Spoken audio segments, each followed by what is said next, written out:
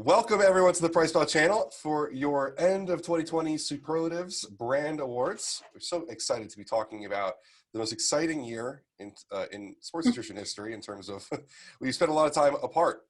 Even our video this year is going to be apart. So I'm joined here by Mike Roberto, CEO of PricePlow, and Heather Jacques, our digital content manager. Our first time having Heather on for the Brand Awards, and we're super excited to get started talking. So I figure probably the easiest way to start this off is having just a discussion about 2020. It was a wild year. Yeah, definitely. And what we're going to do here is some of you may be listening on an audio podcast. That's going to be like a big jam of all the videos we're putting together. And then if you watch on Instagram or YouTube, we're going to split everything into its separate awards. So we have like brand of the year to talk about, breakout brand, rookie of the year, pre-workout of the year, all that stuff. So that's kind of the list. We might as well go through the itinerary. But yeah, before we do all that, yeah, we will kind of recap 2020 because it's obviously been a wild year. Pre-workout of the year, then kind of like, I always like a non-supplement kind of product of the year. We got to talk about flavor systems in terms of protein and non-protein. And then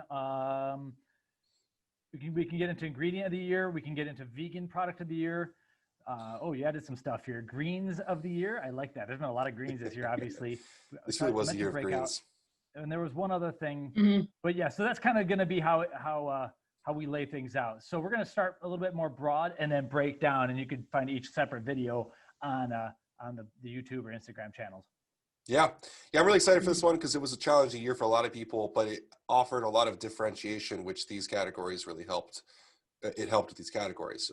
Previously, like it was hard to say like who's the breakout brand, who's the rookie, who's the brand of the year, but I think this year really differentiated a lot and gave us a lot of clarity. So before we start, are you guys drinking any nootropics today? You have anything on hand?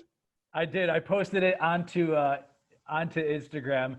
I have actually a RYSE RTD I'm drinking. I just did some pretty hard cardio, but I was saving my caffeine for now. And I also took a cap of RhodioPrime 6X from NNB Nutrition, which I'm hoping will be an ingredient folks will be seeing in 2021 as a high solidifying rhodiola. So should put me in a good mood. I may get a little ranty though from just how 2020 has been. Heather, I know you had gamer this morning, right? Yeah, so I just had gamer this morning. I've been actually replacing that with my morning coffee. Really enjoy that product. I'm not a gamer, but it really helps me be productive and stay focused. And I like the taste. I could do peach most of the time. But yeah, I had that, and I just had some coffee actually before this podcast. So not anything now, but I definitely loaded up beforehand. I'm still sipping on I do Glow in a full, like large from Core, like this giant bottle. That's how I get my water in the morning.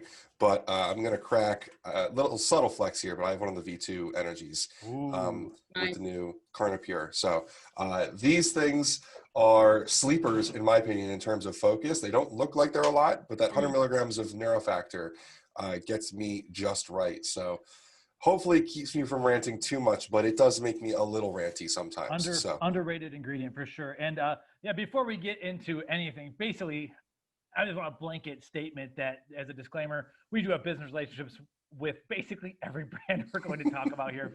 We're affiliated with pretty much every store and every brand, and that's just how it is. Nearly everything you're going to see was sent for free, including Ben's can, which isn't even for sale yet. So got to make the lawyers happy. We do have relationships, but what I like is that we're kind of, and first off, I've always said the industry has done so well that, we could have done this type of thing 15 years ago, 10 years ago. And so we have such great brands to choose from. And we're going to talk a lot about that today. And then also, I don't know, I'm getting a little bit too old and stubborn to prepare to even talk about something that's not good. So there we have it. Yeah, actually, I do want to say I'm looking at the rookie of the year. We only are affiliated with one brand on here. So these Newcomers, well, I'm sure there's discussion there. There's a disclaimer that they don't have a ton of marketing budget to be sponsoring with companies. But, I think that actually Heather and I did a really good job this year. I know that I definitely specifically made sure to be looking at brands that don't specifically work with us as well. It was something I wanted to focus on to make sure that we're staying as unbiased as possible. It's a joke that I always say. It's easy to be biased when there's so many good people this year, though. I think we always do love some underdogs for sure. And I got a few that I'm going to talk about. Cool. So 2020 was a very wild year for us in terms of our growth, which was really cool. We brought on Heather. What month was that, Heather, that you started with us? So January. And actually, it's kind of funny. I was looking back on this year, and this year, like around this time, I was applying for PricePlow, and I was, about to go back to college, and I was like, well, am I going to get the job or not? And I actually got offered the job the first week I was back in school. And then, it just like everything changed from there. But it's been about a year almost. It's kind of crazy though. It's flown by. I mean, my first article was, I believe, Glaxon Specimen V1. So it's kind of interesting. Yeah. But, we hit the ground running. Ben, we got together when we were together last year at this time. That's when we actually got together and made the video saying, hey, we're going to be posting this job. And that was a smart decision. You want to get people that are from within your own like fan base or within your own industry. We don't need a good writer who's good at writing about tennis. Like we need someone who cares about the industry. And Heather, you've done an awesome job. And so it's been great. Yeah, it's been fun. Yeah. So, and we really hit the ground running. Like first month, it got wild. That first day on the job, we had something crazy happen. I forget what the article was, but like was there an indictment or something? ABH Pharma thing? I think it was the ABH. Yeah, that was wild. I mean, we've had a year of just, it feels like 4 years ago. I can't believe ABH was this year. And then moving on from there, we had some really cool movements in the industry. We had some big moves upwards from some smaller companies. Nutrition 21 put out Certainty, which we were moving a lot of legitimacy in this industry this year. It's been a lot of fun. What are some of your guys' favorite moments from this year or favorite launches? I just want to take a step back and just be like, in general, I mean, this year, no one obviously could have predicted this year. The brands that were positioned and not any brand who had their pieces in place and their plan in place and they knew what they're going to do and they didn't have to do any big changes, those brands did great. The brands that were in the middle of like doing a rebrand or weren't sure of what they were doing or they had a lot of turnover or whatever it may be, those are the brands that really seem to struggle because it was tough to capture like new momentum. You're almost better off just being a new brand than trying to go through a whole rebrand and everything this year. And so we kind of saw, and that's what was interesting this year is like, this really wasn't the time to do a major rebrand to me. And so the companies we're going to talk about, like Ghost is obviously going to be mentioned a lot, their pieces were in place and they were ready to rock and roll. And I don't think anything could have stopped them this year, like literally nothing. And nothing did stop them because they were ready to go. So that was the major thing I noticed. Like if you weren't set and had your plan in place, then you were probably in trouble. So it wasn't a year for good to have like, drama or turnover or anything. And things started with that drama with ABH. So that's kind of like my general feeling on things. The brands that were ready, it showed. Yeah, it goes. They said a few times in that podcast yesterday, it's better to be lucky than good. But I think if we're being honest here, like they had their pieces in place. They were ready for something like this. Brands that heavily relied on distribution or wholesalers that didn't have a real in-touch communication with the brand, they weren't ready for this. I think that there were brands like, I'm not saying they all had to be direct to consumer strong, like Ghost is. Companies that had good relationships with wholesalers and supported those specialty accounts still did well, especially with accounts like Nat for Body or the Nutrition Store LLC that focus on overall health in a year like this. That was really important. Brands and companies that focus solely on pre-workouts and testosterone boosters and stuff like that, they were not doing well with gyms or shut down. But companies that had a really good established connection with their consumer or their brick and mortars, I think we saw a lot of actually flourishing this year in some cases, which was interesting. Yeah, and the luck of always got to say, like, obviously I've been saying we were in the right place at the wrong time. Like this is an industry where we didn't really get shut down or anything. People more than ever are looking for at least like some immunity vitamins or some information, or people still want to have a good protein or new functional foods, like stock up and everything. So it was, fortunate to be in this industry for sure. And I think one of the things that I don't even think every brand has figured this out yet, but people were looking for, like the seasonal flavors did incredibly well this year. There's been some really fun launches and they sold out so quickly. No one knew how much to make. And the answer was make a lot, because people are like just looking for something new to like take them out of this warp, what is it, time warp, whatever you call it, twilight zone for just even a hot minute drinking a new protein shake. So some of the more fun launches were just, seasonal flavors, and people needed that. We've heard about immunity a lot, and we'll talk about greens, but sometimes, man, you just give me something to smile about. Yeah, I think that a lot of brands, not a lot, but the ones that did well found ways to own that experience. You talked about like a fun holiday flavor is one. Glaxon went with Serenity and tackled stress during a time when Yes. people weren't working, right? That was huge. We saw a lot of people appreciating. I mean, I'm willing to go out here and say that I know for a fact that Dan and Ryan over at Ghost were using Serenity. I mean, like, people were appreciating that little bit of a break from the stress. Um, or even we saw on the other side of things, brands double down on gaming in a few months where we can't go to the gym. We're stuck at home with our Xboxes and whatever. Let's enjoy that on supplements. There were a lot of different ways that brands distracted from the stress and the lockdown and the lack of gyms and training. Yeah, Yeah, I would absolutely. say, oh, go ahead. Oh, go on, Heather. Oh, I'd just say, I would, besides like the health and wellness category, I was gonna say the one space that's really grown a lot this year is definitely gaming. And then obviously a lot of people are even increasing their functional food offerings and stuff like that. Just, I felt like this year definitely diversified the industry in a way. The brand started putting out different products that just like, oh, another pre-workout, another protein, another, and I get those things, like we all take those things daily and all that. We appreciate that. But at the same time, I like to see the brands address different areas like health, like the stress, like with Serenity and gamers. Now, like that's blown up. I mean, it's kind of cool to see these brands shift and how they did shift to stay in the news and talk about and all that stuff and to stay relevant. Yeah, I didn't figure it out until 3 days ago, but Serenity, I can't tell you how many times I've actually suggested Serenity, and I haven't even taken it. Like, I know you tell me that sometimes I should, but I kind of like being amped up. And it's been, the reason is my buddy's like, hey, give me something that's, this is serious, give me something that's gonna make me yell at my kids less. And so some people forget with the kids home all the time this year, it gets a little bit wild. And I'm like, hey, everyone raves about the Serenity. And I don't think, if there's one failing the industry, I don't think enough people have attacked this whole mood thing. And I think Glaxon really, really hit it huge there. I'm not sure, that probably wasn't their best selling product. I'm sure it was Specimen, but understanding what the market was really craving. And even people who, my buddies who are 40 years old and would never pick up a Glaxon Specimen, they would definitely buy a Serenity. So it's kind of cool to do something that is different, but very quote unquote necessary. So yeah.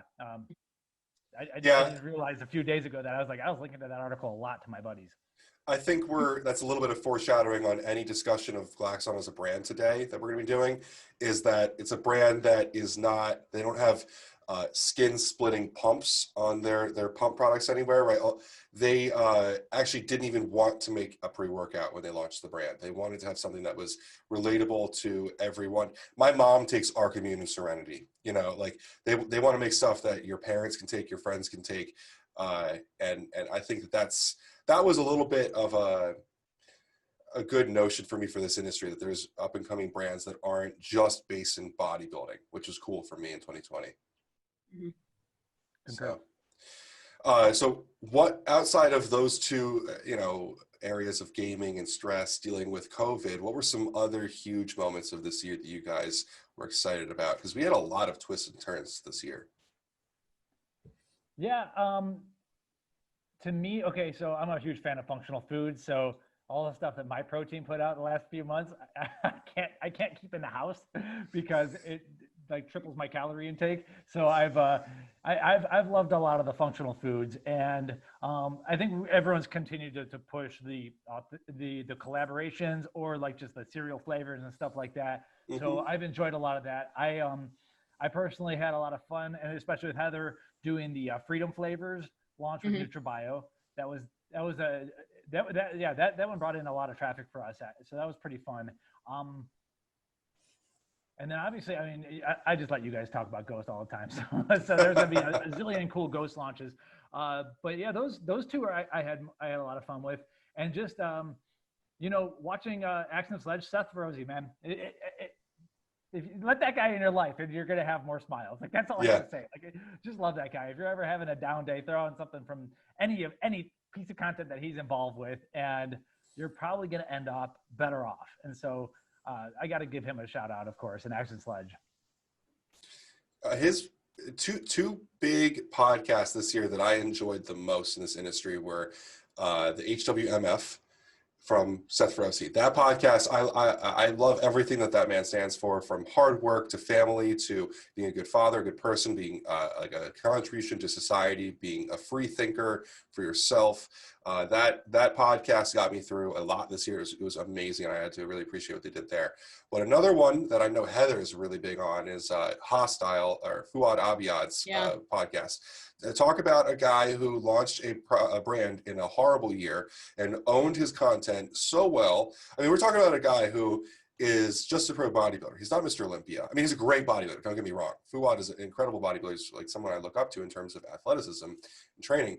But he's not Phil Heath. He's not Arnold Schwarzenegger. But he owns his following so well for just being a genuine human being. And his brand of his content this year, I don't think could have been better utilized in the launch of his products. I don't know. I don't even know how I started listening to his podcast, but I just started and I never stopped. I love like the interviews he does with the athletes, because honestly, I never even followed bodybuilding. The only bodybuilder I knew was like Chris Bumstead. Like I didn't know, the guys like in the open division, for example. I kind of just followed classic because of Chris, and that was pretty much it. But now like I was like watching the Olympia. I was excited to see the competitors because I really love how like Fuad brings them in and like shows you that they're like an average person, but they're doing extraordinary things just because of their mindset and stuff like that. And like you said, with the launch of the brand, I think Hosstile did a phenomenal job with the formulating the products. Another brand that really stands out in my mind was HD Muscle, and obviously Raw Nutrition. We had a couple new brands come out this year that really did some big things in, like you said, a horrible year. And I think that was one of the things I enjoyed watching the most. Another thing was just how certain brands stepped up to do donations and special events. Just to like, one of the very first things that we started out with was the Australian wildfires, and certain brands like Alpha Lion and Ghost did the plant a tree thing, and started to, or I think Ghost did limited edition apparel to donate over to them. So it's just cool to see. I know there's a lot of like, there's a lot of things that happened this year, but there's some brands that definitely stepped it up, not only with products, but donating, giving back, and really just being part of their community and really helping when people need it most. I think that was one of the coolest things to watch, in my opinion. Yeah, and on top of that was the NutraBio First Response Program, which was pretty cool as well. And I enjoyed covering that. I enjoyed watching Mark Glazer do everything he could. And, we forget there was a point where no one was able to get like even hand sanitizer. And he was opening up buckets and buckets of the alcohol stuff he had and everything. So obviously that, couldn't do something huge on a worldwide basis, but being a part of your local community, if everyone could just like take care of their neighbors and their local community, we're better off. So sometimes, even though it's an international brand, you still have a local basis. And it seems like the impacts were felt there pretty well. And I'm pretty sure you mentioned that Glaxon gave away a lot of supplements too. And I'm not sure if they even talked about that or anything, but there's a lot of companies out there doing a lot of good stuff behind the scenes. And understand it's tough because with this immunity thing, like, honestly, if I was going to make a video on my like antivirus scare stack, I'd put it on my personal channel, because we have to be careful with like claims and the studies we talk about and how it's been such science got tortured this year, and it's sad. And brands need to be careful about making claims or like quote unquote getting canceled and stuff. So yeah, it's tough to like kind of balance a lot of this stuff, but there are supplements that I absolutely 100% believe that can help and have an antiviral effect. And so everyone's got to be kind of careful with all that. But I think a lot of the brands did some really cool stuff behind the scenes, and some were, more talkative about it than others. But it's kind of sad, but a lot of people kind of had to like, we always have to be careful on the claims. Let's just put it that way. So that's my little rant. But at some point, maybe I'll post up like what I've been taking. But it does involve some of the stuff that NutraBio did put out this year. So I did like that. But so the first response was another thing they did that was pretty cool. Yeah, it's a tough spot to be just outside of the claims of science and stuff like that, whether or not you're going to make it known that you are donating to your local community, because it can come off as sort of virtue signaling to some people, right? But if you're doing it for the right reason, do you need to film it? I don't know. It's a tough question to ask. And it's also tough because it depends entirely on your brand. Because obviously from Nutra's standpoint, they're very transparent on their moves in terms of quality and their standpoint on ethics and morals and stuff like that. So it makes sense for them. Someone like Ghost, who not only did their trees earlier in the year, where they sold every bottle of greens planted a tree, they were, let's be really honest about this. Right? Yeah, but when all of this civil unrest started with riots and COVID happened, they were in the center of Chicago. Something that they won't tell you, which I will say for them, is that their building is across the street from Trump Tower in Chicago, and their actual building got tagged the entire riots. I mean, like, I got videos from Dan of helicopters outside. Like, there were riots in the streets below there, and what they didn't put on their channel was the amount of times that Ryan and Holden and people from the Ghost office were downstairs cleaning spray paint off of their own building. You know, they turned that around, and started putting out support towards that community there. They supported M3, which is it was a charity that had to do with supporting local minority businesses that were affected by the riots. Ryan himself was helping out brands with sourcing clothing and giving the things that he can to help them with their promotions. But that's not really part of their brand. I don't fault them for not talking about that, whereas NutraBio does, because their brand is based a lot in ethics and morals and stuff like that. It's a tough question whether or not you're going to really communicate that or not, because it can come across as sort of fake or staged for some people. So I respect it. Definitely. Well, cool. Hey, anything else happened? We're talking about, I couldn't even tell you what happened in, like, you know, ABH in January, February, and then it all went down. We had a lot of new science with ingredients, I think, like ingredient wise. We had one of my favorite, I'm going to give a shout out to, obviously we work very closely with NNB, and we assist them in getting these ingredients into different brands through our influence and stuff. And one that I was super excited about, just because it was a first, was Alpha Lion launching Superhuman Burn with their Calora Burn and Mito Burn, just because it was kind of a first step for a company that we love so much, NNB, seeing them spread their wings and seeing Alpha Lion, trust these guys was really cool. And seeing that it's a super different pre-workout coming out, a fat burner pre-workout, which we've seen done 100 times, but never this well, in my opinion. So that was cool.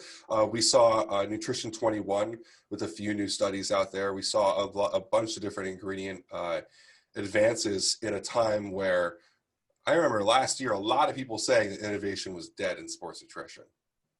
Yeah, there's too many. I mean, everyone's looking for the next great stimulant, and that obviously is not the direction that's going to give you long-lasting success. You know, you might get a one-off here and there or whatever, and I'm sure the next, like, Dynamine or whatever will eventually come from Sean Wells, whatever it may be. But it was time to start looking for it, and that's why it's great to see Glaxon and Joey bringing in innovative stuff, and having someone like Sean Wells at NNB Nutrition creating ingredients instead of formulating single supplements for a single brand. I think that's a great play for someone like that. And we're finally starting to see stuff. And I have that bottle right now. We have, and this is something I got to give Ben a shout out for, RhodioPrime 6X, which we just started blogging about. We needed a good rhodiola extract on the market that's trusted, tested, high salicylate. And Ben, I don't forget if it was you or me, but you were like, NNB, you got to do this. Someone's got to do this. And they went and did it. And so we're starting to drive that kind of change. And we'll be seeing that ingredient in 2021. And I've been taking it every day, and I love me some rhodiola.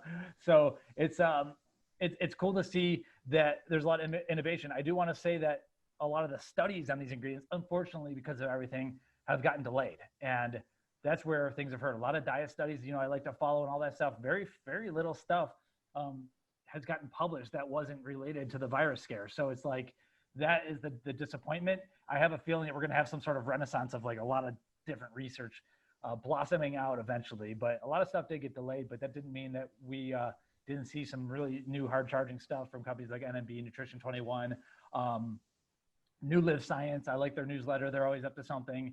And this, the IOP from IO Nutrition, I think that's going to be pretty hot coming in 2021 as well. So we're seeing new innovation. Just because it's not the next, stimulant or whatever, doesn't mean that there's not awesome, cool stuff coming.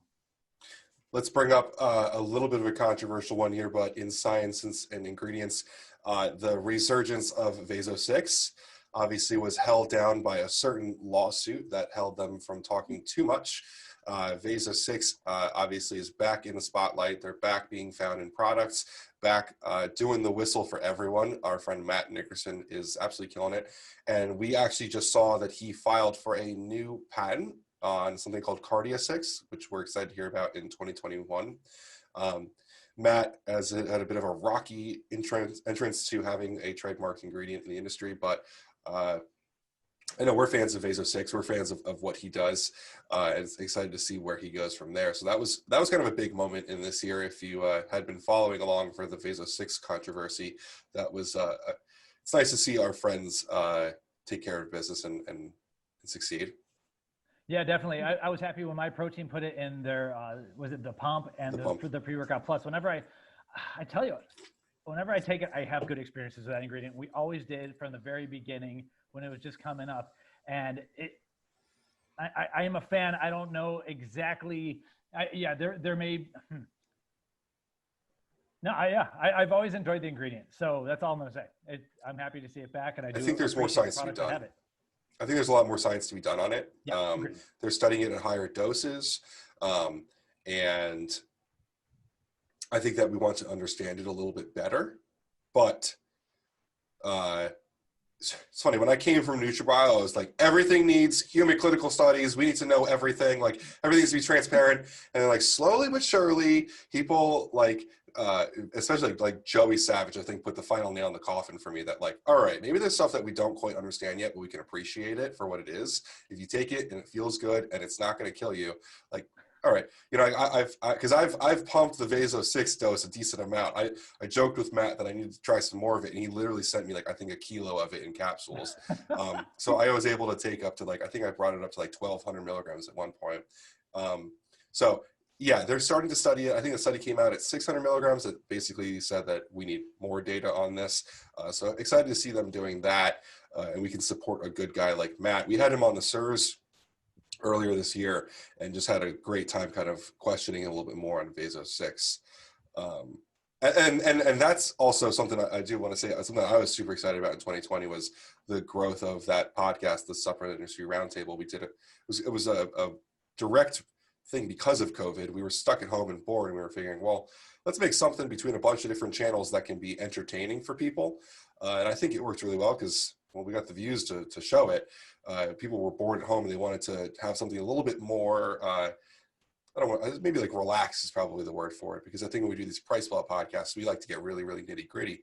We had a little bit more fun bringing on people like Glaxon, Accent Sledge, Ghost, a lot of different people, and just kind of breaking it down a little bit, talking less on just straight science and getting to know the people, which has, I think, been a really fun focus for the industry, is getting to know the people behind the label a little bit. And in 2021, we're going to move into season 2 and kicking it up a notch, which we're excited about. I think that was, from my perspective, I used to tune into those. So, I mean, like, it was really cool to watch you guys grow and, like, watch the audience be more engaging and whatnot with that, and, like, bring on different guests. Like, one of my favorite ones was actually Drew Peters when he came on the podcast, talked about Dragon Pharma. I just really like getting into the industry insiders and just hearing their side of the story in terms of, like, you know, formulations and all that stuff, and just the behind the scenes stuff, because you never really know what they're up to, and it's cool to kind of chat with them just more on a more personal basis and get to know what's going on. Like when we talked to Morphage and Ben from Morphage and Nutrition, like that was really cool to kind of hear his spin on things. Right. And, just connect with more people. I think that was the biggest thing in 2020, is just finding ways to still stay, you know, connected. That was really cool to see. Yeah, I think 2020 taught us a lot, that we need more connection between people, that we taught us the value of that communication that we have.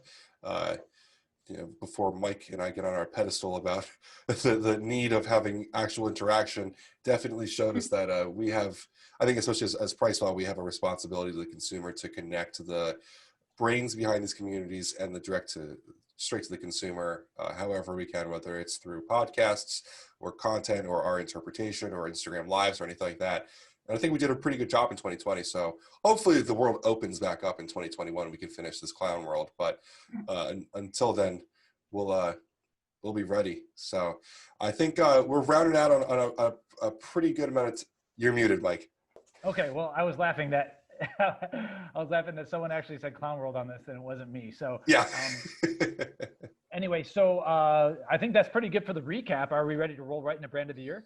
Yeah. So I'm going to cut this. So if you're watching this on YouTube, there will be another video coming where we're going to jump straight into brand of the year, breakout brand of the year, all that.